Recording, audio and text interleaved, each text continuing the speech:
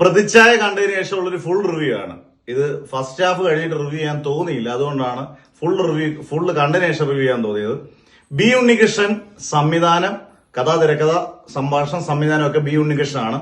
B ഉണ്ണികൃഷ്ണന്റെ ഇതുവരെയുള്ള ഇത്രയും cinema എഴുതിയതിൽ എനിക്ക് ഏറ്റവും, ബി ഉണ്ണികൃഷ്ണൻ ഡയറക്ട് ചെയ്തതിൽ എനിക്ക് ഏറ്റവും ഇഷ്ടപ്പെട്ട സിനിമ ഗ്രാൻഡ് മാസ്റ്റർ ആണ്. നല്ല വൃത്തിയായിട്ട് ചെയ്തിട്ടുണ്ട്. മാടമ്പി കുഴപ്പമില്ല. ബാക്കിയുള്ള സിനിമകളൊന്നും വലിയ മെച്ചമില്ലാത്ത ഒരാളാണ് ബി ഉണ്ണികൃഷ്ണൻ. ഒരുപാട് സിനിമകൾ ചെയ്തിട്ടുണ്ട് അത്യാവശ്യം. എനിക്ക് ഈ പ്രതിച്ഛായ എന്ന് പറയുന്ന സിനിമ ഒരു 10 കൊല്ലം മുമ്പ് രാഷ്ട്രീയ പ്രൊപ്പഗണ്ടയൊക്കെ ഉണ്ട്, എന്തോന്നിരിക്കട്ടെ, നമ്മൾ സിനിമ അങ്ങ് കണ്ടാൽ മതി, വേറെ ഒന്നും ആലോചിക്കാതെ കാണുവാണെങ്കിൽ പോലും ഇത് രാഷ്ട്രീയ പ്രൊപ്പഗണ്ടയൊക്കെ ഉള്ള സിനിമയാണ്. പക്ഷെ ഒരു 10 കൊല്ലം മുമ്പാണ് ഈ സിനിമ ഇത് റിലീസ് ചെയ്തു, അല്ലെങ്കിൽ ആ സമയത്തായിരുന്നെങ്കിൽ ഇത് കറക്റ്റാണ്. ഇത് യഥാർത്ഥത്തിൽ 10 കൊല്ലം മുമ്പ് നടക്കേണ്ടിയിരുന്ന അല്ലെങ്കിൽ ഇറങ്ങേണ്ടിയിരുന്ന ഒരു സിനിമയാണ്. 10 കൊല്ലത്തിന് ശേഷം 2.25 മണിക്കൂർ. ഫസ്റ്റ് ഹാഫ് ഒക്കെ എങ്ങനെയെങ്കിലും ഒക്കെ പിടിച്ചോണ്ടിരിക്കുക, സെക്കൻഡ് ഹാഫ് ഒരു രക്ഷയില്ല.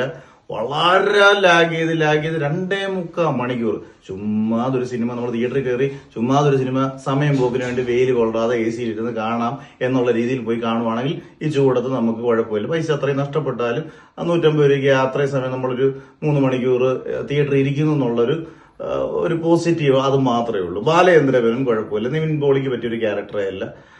ഈ പറഞ്ഞ പോലെ എല്ലാ ക്യാരക്ടേഴ്സും, ഷറഫുദ്ദീനൊക്കെ ഓക്കെ, മ്യൂസിക് ആണെങ്കിലും ജസ്റ്റിൻ വർഗീസ് ഒക്കെ ഓക്കെ എന്നുള്ളതേ ഉള്ളൂ. ഈ പറഞ്ഞ എടുത്തു പറയാൻ ഒന്നുമില്ലാത്ത സിനിമ. പഴയ കാലത്തെ ഡയലോഗുകൾ വളരെ നാടകീയമായിട്ടൊക്കെ അവതരിപ്പിച്ചേക്കുന്നുള്ളതല്ലാതെ ഒരു മനുഷ്യനെ എനിക്കൊന്ന് തൃപ്തിപ്പെടുത്താൻ പറ്റത്തില്ല. ചിലപ്പം പൊളിറ്റിക്സുമായിട്ടൊക്കെ ഇഷ്ടപ്പെടുന്നവർക്ക് ചിലപ്പോൾ കുറച്ചൊക്കെ ഇഷ്ടപ്പെടുമായിരിക്കും, നല്ലൊരു 10-20% പേർക്ക് ഇഷ്ടപ്പെടുക എന്നുള്ളതേ ഉള്ളൂ.